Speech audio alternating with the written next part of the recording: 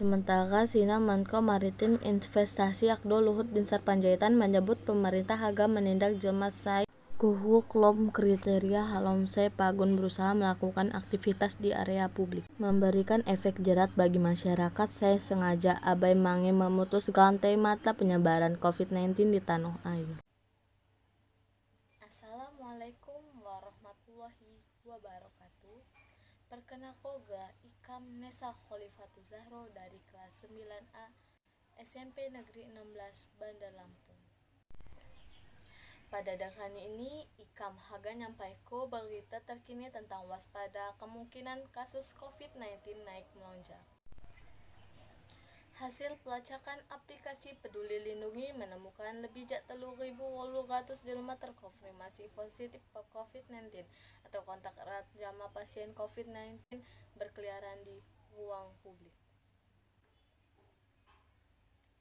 Gadu api pemerintah mengalami ancaman corona di Pemerintah mewaspadai berulangnya lonjakan jumlah kasus COVID-19 di Pulau Jawa dan Bali. Ancaman ini didasari temuan banyaknya orang yang terinfeksi virus corona dan kontak erat dengan pasien COVID beraktivitas di area publik.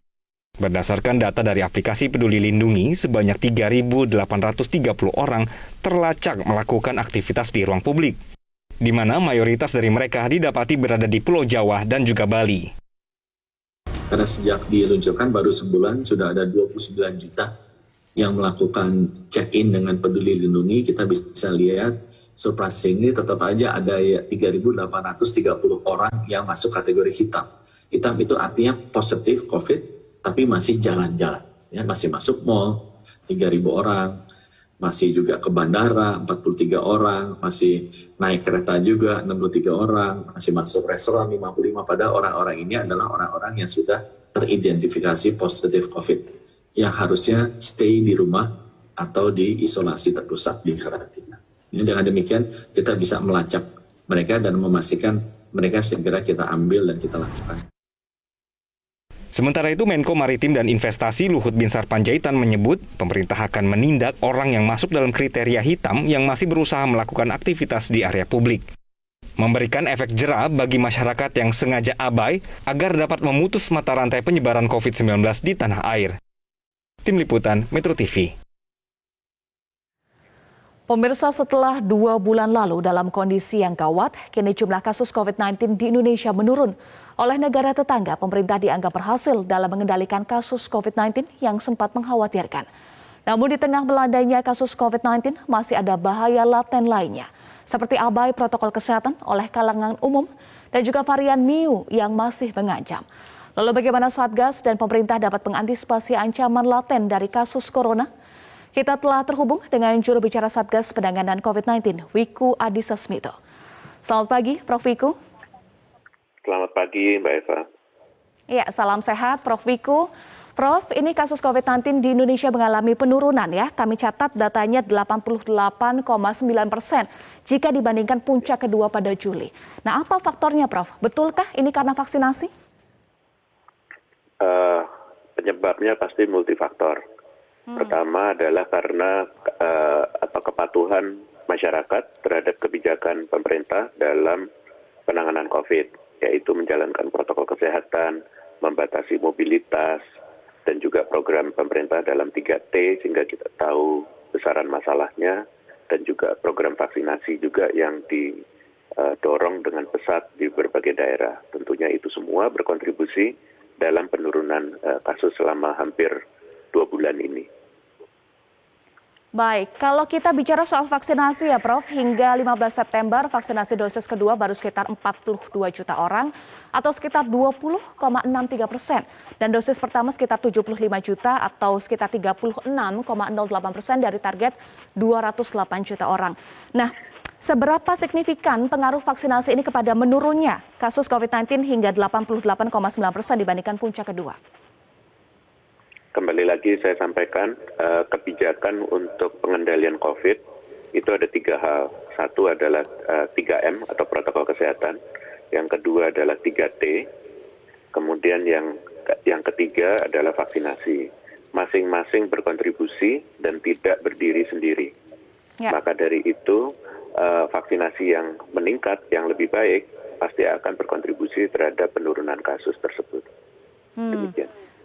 Baik, tidak bisa berdiri sendiri. Sebelumnya juga pakar epidemiologi Universitas Airlangga atau UNER, Windu Purnomo menyebut bahwa cakupan vaksinasi COVID-19 masih rendah sehingga penurunan kasus diprediksi ini karena herd immunity yang diprediksi terjadi akibat infeksi alamiah bukan karena vaksinasi. Nah, tanggapan Satgas terkait dengan hal ini bagaimana Prof. Wiku?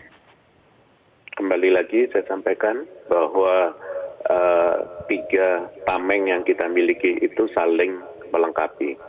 Bahwa vaksinasi memiliki efek pasti, tetapi seberapa besar efeknya belum tentu 100% kan, karena coveragenya atau cakupannya belum tinggi. Masyarakat yang terinfeksi juga cukup banyak, tapi belum cukup untuk membentuk herd immunity yang protektif terhadap masyarakat. Intinya tidak mungkin single dari vaksinasi bisa melindungi masyarakat secara lengkap. Oke, tetapi kalau Satgas memprediksi apakah herd immunity ini sudah terbentuk akibat infeksi alamiah sesuai dengan pernyataan tadi epidemiolog Windu, atau seperti apa soal herd immunity ini? Herd immunity itu adalah tujuannya, dan harus diingat, saya mau sampaikan ke arah global saja ya. Dalam rangka pandemi, maka yang dibentuk herd immunity jangan hanya melihat satu kota, jangan hanya melihat satu pulau, tapi lihatlah satu dunia. Karena ini masalah pandemi, ini bukan masalah satu negara. Jadi proses menuju herd immunity itu pasti ingin dicapai oleh semua negara. Satu negara ada yang lebih maju daripada yang lainnya, tapi herd immunity proteksi secara global, karena ini pandemi, harus dicapai oleh seluruhnya. Nggak bisa satu negara saja. Maka dari itu sekali lagi saya ulangi lagi, proteksi kita, tameng kita ada 3 hal. Jangan hanya fokus kepada satu hal, dan kita melupakan hal yang paling utama adalah 3M. Ya, 3M yang utama. Nah, kami ingin gali lagi soal vaksinasi. Hingga 12 September 2021 terdapat 4 provinsi yang cakupan vaksinasinya berada di bawah 20% nih Prof. Lampung, Sumatera Barat, Maluku Utara, dan juga Papua. Nah, bagaimana untuk mengakselerasinya? Ya, pemerintah mendorong vaksinasi dengan kuat, terutama pada daerah-daerah yang memang cakupannya masih rendah. Maka dari itu kita minta bantuan juga TNI, Polri, untuk bisa mendorong program vaksinasi ini sampai ke pelosok-pelosok. Dan dengan kerjasama dengan pimpinan daerah, terutama pimpinan kabupaten kota, supaya mendapatkan suplai vaksin yang cukup, sehingga proses vaksinasi bisa berjalan lebih lancar, lebih cepat, sehingga cakupannya juga bisa meningkat lebih besar. Dan ini tentu juga kerjasama dengan pimpinan di provinsi, gubernur, agar vaksinasi yang ada di level provinsi itu betul-betul cepat disalurkan ke kabupaten kota, sehingga cakupannya bisa meningkat drastis. Demikian. Baik, faktor-faktor yang mempengaruhi turunnya kasus, kami catat tadi pernyataan dari Prof. Wiku adalah soal program vaksinasi, kemudian kebijakan PPKM atau pembatas mobilitas, dan juga 3T dan juga 3M. Tetapi kalau kita merujuk pernyataan dari Menko Marves, Luhut Binsar Panjaitan menyatakan bahwa penurunan level PPKM di Jawa Bali menyebabkan masyarakat euforia berlebihan. Nah, ini apa tanggapan dari Satgas terkait dengan tadi bahaya laten COVID-19 dan euforia berlebihan dari masyarakat yang mulai abai lagi nih protokol kesehatan, Prof? Jadi begini, masyarakat itu kan dinamis ya.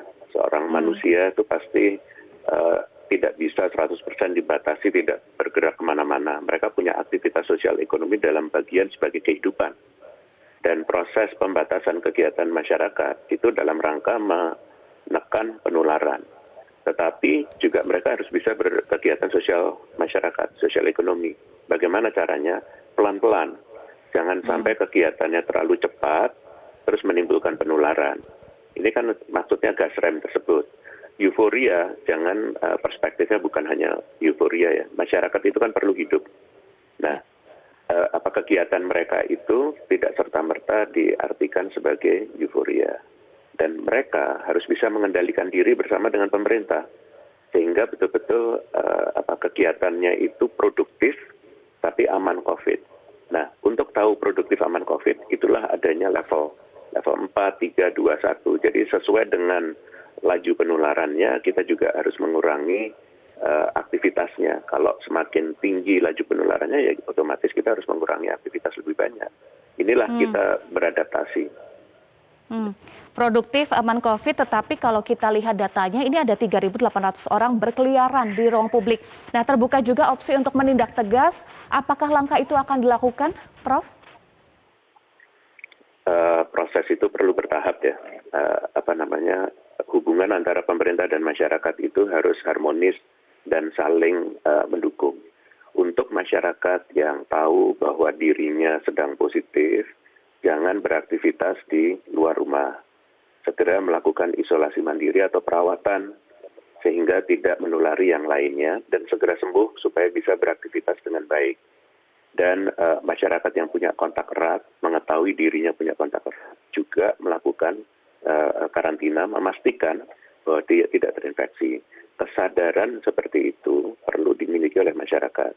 Apabila kita sudah melakukan seperti itu dan masyarakat yang sedang sakit atau punya kontak erat tetap bepergian ke tempat umum, maka pemerintah akan mengingatkannya dan pasti akan menegakkan akhirnya apabila itu terus terjadi. Jadi ini suatu proses, ya, supaya kesadarannya itu dimiliki oleh kedua belah pihak. Demikian. Baik, kesadaran harus dimiliki kedua belah pihak, tetapi artinya masih di level mengingatkan ya, Prof. Belum akan ada upaya menindak tegas bagi masyarakat yang abai begitu protokol kesehatan, sudah tahu kontak erat atau positif masih berkeliaran di ruang publik. Ya pasti, jadi kita nggak bisa langsung menindak tegas karena masyarakatnya saja belum tentu mereka tahu tentang aturan ini. Jadi suatu proses untuk masyarakatnya tahu tentang kondisinya, konsekuensinya. Maka dari itu kan masyarakat kita ini adalah masyarakat yang belajar. Mereka kan bukan orang yang 100% abai karena maksudnya abai. Bisa jadi karena mereka tidak tahu. Yang kedua, mereka tahu tapi nggak tahu harus melakukan apa. Jadi ini adalah proses edukasi yang harus berjalan bersamaan. Tetapi kita juga nggak boleh, pemerintah ya, nggak boleh lambat juga dalam melakukan tindakan. Karena penularan juga bisa cepat terjadi. Jadi ini perlu kerjasama. Jadi menangani ini bukan hanya pemerintah, bukan hanya masyarakat. Semua komponen bangsa harus bekerja sama, gotong royong, saling mengisi. Karena ini menyelamatkan kita semua, bukan hanya masyarakat. Kita juga harus menyelamatkan pemerintah juga supaya kita bisa bekerja bersama-sama untuk menjalankan kehidupan sosial ekonomi yang baik. Baik, perlu kesadaran bersama. Kita juga ingin tanya ini, Prof, soal masih diwarnai dengan ancaman varian baru, varian Mu, yang sudah terdeteksi di 48 negara. Nah, bagaimana dengan Indonesia, Prof? Update terkini soal hal ini. Jawaban langsungnya, varian Mu belum ditemukan di Indonesia. Tapi kami perlu mengingatkan bahwa kebijakan di Indonesia ini berlapis. Kita menjaga membatasi perjalanan internasional. Kita menjaga membatasi perjalanan dalam negeri. Kita memiliki PPKM mikro, kita memiliki satgas posko di tingkat kelurahan desa, yang fungsinya juga pencegahan, penanganan, pembinaan, dan pendukung. Kita juga memiliki kebijakan untuk satgas prokes 3M di fasilitas publik, sekolah, pabrik, dan seterusnya. Dengan keadaan seperti itu, apapun variannya, selama kita ketat 3M, harusnya varian tersebut tidak punya ruang untuk menular. Tapi kalau kita lengah di dalam lapisan kebijakan itu yang tidak didukung oleh masyarakat atau tidak dijalankan oleh masyarakat dan kita semuanya, tentunya akan bobol. Apapun variannya. Varian yang tidak berbahaya pun pasti akan membahayakan kita karena diberi kesempatan untuk menular. Dan varian-varian baru bisa muncul karena adanya penularan. Demikian. Baik, tetapi langkah strategis apa saja yang dilakukan pemerintah untuk mengantisipasi varian Mu ini yang sudah terdeteksi di 48 negara, Prof. Wiku? Saya kasih refleksi ya. Satu saja yang tadi saya sudah sampaikan kebijakannya. Kebijakan pembatasan perjalanan internasional. Ya. Kalau kebijakan itu dijalankan dengan ketat, importasi kasus atau varian baru ke Indonesia, potensinya hampir nol. Atau bahkan nol kalau kita betul-betul tegas. Dan betul-betul masyarakatnya juga patuh. Jadi dengan menjalankan kebijakan satu saja itu sudah mengurangi drastis. Kan ada lapisan berikutnya, tadi kan saya bilang kebijakannya berlapis. Perjalanan dalam negeri juga dibatasi. Jadi kalau misalnya masuk pada satu titik entry, kemudian kita lakukan karantina dengan baik, selesai di situ, sembuh kan. Kalau sampai tidak terjadi dengan baik di situ, maka potensi menyebar ke daerah lain. Kalau menyebar ke daerah lain, potensinya akan tercegat juga oleh pengetesan perjalanan dalam negeri. Itu namanya berlapis. Kalau sampai itu bobol juga, sampai ke suatu daerah, di situ ada PPKM Mikro, ada Satgas kelurahan desa, yang bisa mendeteksi kalau terjadi penularan. Seandainya terjadi penularan, akan bisa dibatasi, di-contain di daerah situ saja. Jadi itulah yang namanya berlapis. Ya, untuk mencegah jangan sampai terjadi penularan. Baik, kebijakan berlapis, pembatasan perjalanan, PPKM Mikro, dan juga prokes ketat itu kuncinya ya. Baik, terima kasih juru bicara Satgas Penanganan COVID-19 Profesor Wiku Adhisa Smito sudah bergabung bersama kami di Metro Pagi Prime Time.